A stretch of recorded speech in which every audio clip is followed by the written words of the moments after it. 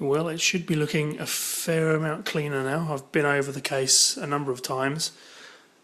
Amazingly enough, a lot of what looked like damage or scuffs or sort of semi-burn marks on the case actually scratched off with a fingernail and just disappeared. There were a lot of flecks of paint on there as well. Someone's obviously been painting with a roller near this and splashed paint from afar, but it's looking pretty good. The base came up really well. I've actually hoovered or vacuumed this out 2 or 3 times with a paintbrush just to get everything out. I didn't strip it totally down. I took the main logic board out while I was doing that, but the power supply and regulator board was fine to stay in there. So I've still got to strip the top down, get all the buttons out from the other side because some of these micro switches do need to be replaced. But as far as the outside goes, it's pretty good. And these marks here, they look kind of pretty unpleasant, but they're actually just emulsion paint, which, given a go over with a baby wipe, amazingly enough, a few times, just rub right off. That unfortunately is a permanent mark. I think this has suffered from cable burn in the past. A lot of electrical cables contain plasticizers in the insulation, and if you just coil them up, sling them in a box on top of something, those plasticizers will over time eat into the plastic. So that splash there is probably where a cable once was lying. Same there, same there. If you look at the keys, I don't know if this is going to show up, but there's actually ridges in that key there, which are the exact profile of a cable. I've seen it on old computers as well, that stuff just slung in a box with all the power supplies will cause that sort of damage. So I can't do much about that, but from the outside, it's looking a hell of a lot better. I need to dismantle the speakers from the inside, get rid of the old speaker, I don't know what you call it, really, the speaker cloth. That needs to be replaced because that's basically fallen to pieces. Once that's out, I can just go through this and clean this up properly. Not much I can do to it at the moment, but that's pretty much it for the outside. I don't think there's any need to go any further with it. So, next stage is to attack the top panel.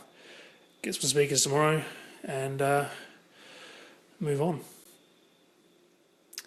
Well, I pushed on with the cleaning of the top panel, dropped the PCB control with the micro switches under the buttons, and I was hoping to be able to get that PCB totally out, but it's not going to happen because this actually isn't a connector, it's directly soldered on, and I really don't want to have to break the original or cut into the original wiring loom because it's just so neat. I'm not sure I could ever get it that neat again with all of the string ties and cable ties. So instead of replacing these buttons, I've actually run some contact cleaner through them and pretty much woken them all up.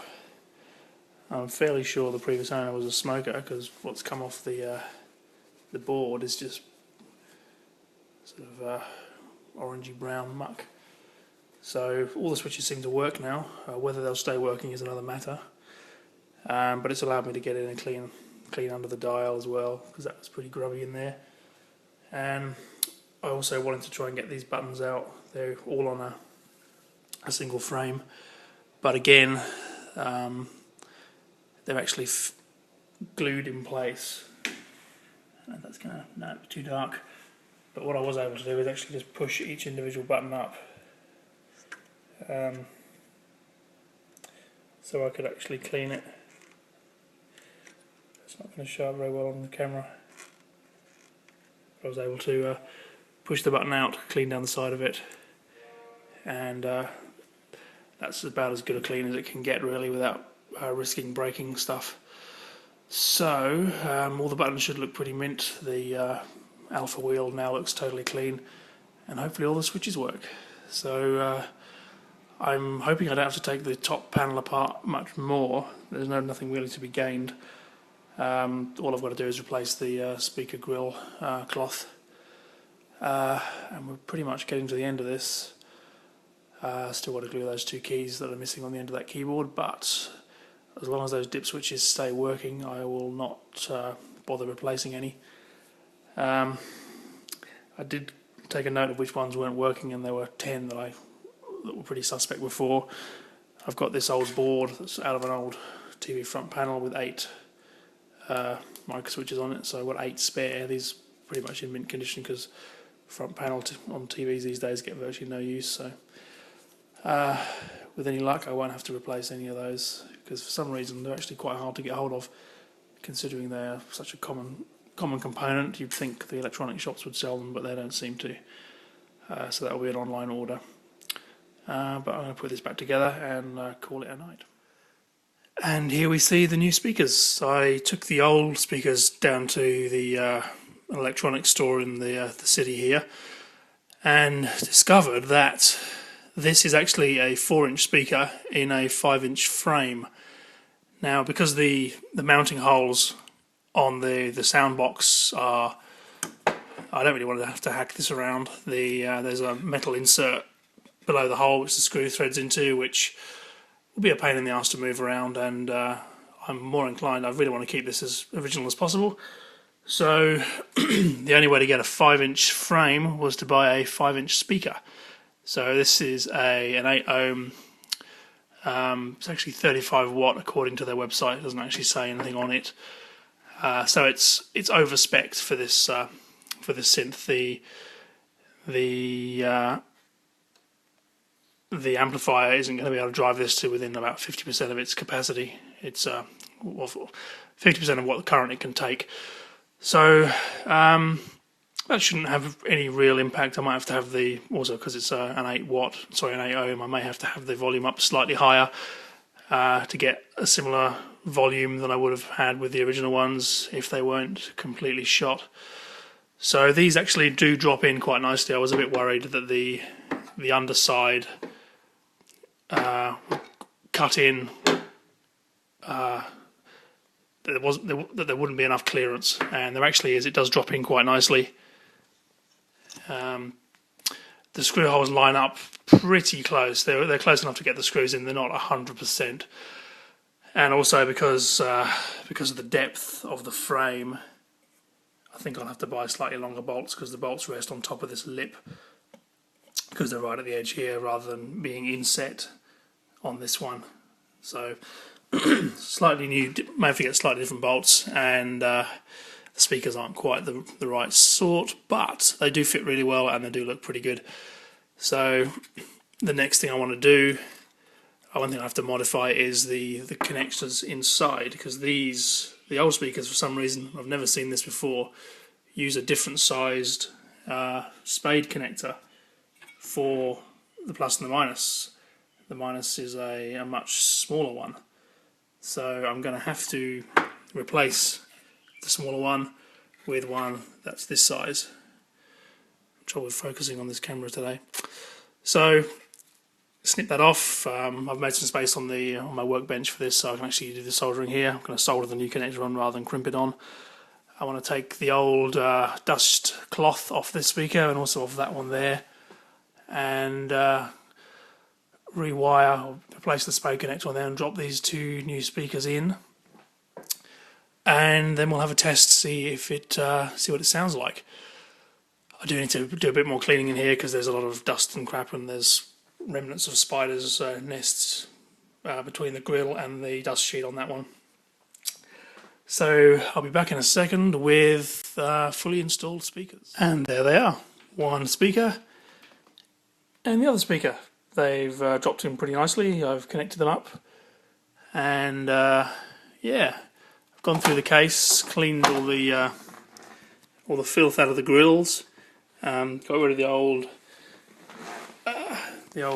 dust cloths. I probably should have taken those off a lot earlier, because the amount of filth that came out of those, dust and crap, and just horrible. So I've given the case another vacuum out. It was run vacuum cleaner brush over the keyboard again. And now it's testing time. So turn the volume down, plug in the mains, check battery, that's what we're expecting, and turn the volume up. Actually, help if I chose a patch, wouldn't it? And we have sound.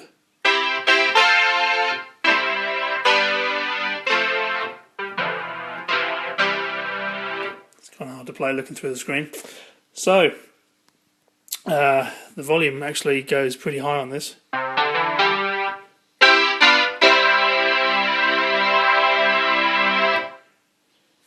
Looks pretty good.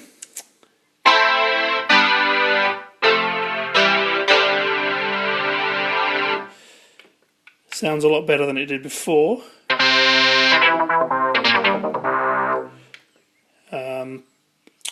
The second speaker, or the left-hand speaker, pretty much crumbled away when I started removing it, so that was clear on its last legs. It probably wasn't able to deliver much for the frequency range that it should have been giving.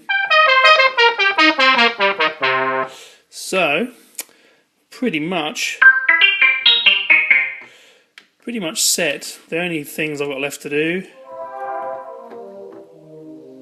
is fix the last two keys. Probably one of the trickiest things is going to be finding some replacement button caps. The mains button cap, again, I basically need another two of those. I've tried on various synth repair places and eBay, and they might come up. I've looked around on various electronics websites, and the descriptions you get of what they have in stock are pretty vague, and you also need to buy 500, so that's not really an option. I'm also going to keep an eye out for another modulator wheel. I could possibly sand that down there and screw in another knob, but again, it's a case of finding something to do that with, which is probably going to be trickier. Those modulation wheels do come up every now and again, but some of the spares websites want $50-60 for one, which is just ridiculous. It's more than I paid for the synthesizer itself, and the modulator does work. So yeah, the electronics are good, the keyboard is good, the case has had a very good clean, the case is fine. What's left? Not much, so I want to get on with gluing the last two keys so they can get dropped in. I haven't put the key stops on this keyboard yet, so you see you can actually pull the keys out. The plastic strips which lock those in place are going to go on last once these two keys are in. But yeah, we have sound.